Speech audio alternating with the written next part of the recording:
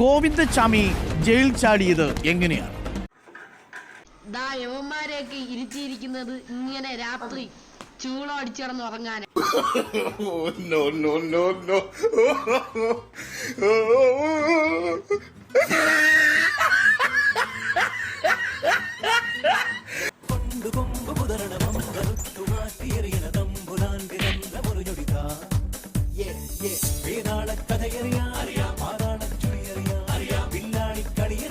അഭിലാഷേ, ഒടുവിൽ ഗോകുൽദാച്ചാമിയെ നാട്ടുകാർ കണ്ണൂരിന് 4 കിലോമീറ്റർ അകലെ ചായക്കടയിൽ കണ്ടതായി റിപ്പോർട്ടുണ്ട്.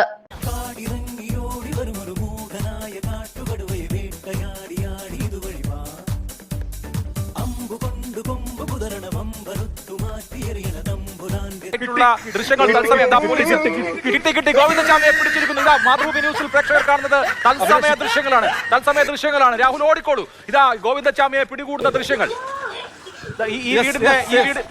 ഈ വീടിന്റെ വള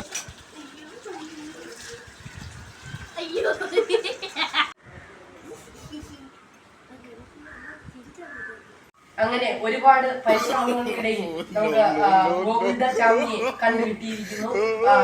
നിങ്ങളുടെ ജനങ്ങളുടെയും പോലീസിന്റെയും എല്ലാം വളരെ അതീവ സുരക്ഷയിലാണ് ഈ ഗോവിന്ദച്ചാമിയെ പിടിച്ചത്. അപ്പം ജനങ്ങളെല്ലാം ഇതിന് നല്ല സപ്പോർട്ടായിരുന്നു. ആദ്യമായി ഞാൻ നന്ദി പറയുന്നത് ജനങ്ങൾക്കാണ്. അപ്പോൾ ഗോകുൽദാച്ചാമിയെ കണ്ടുകിട്ടിയിരിക്കുന്നു. നന്ദി, നമസ്കാരം.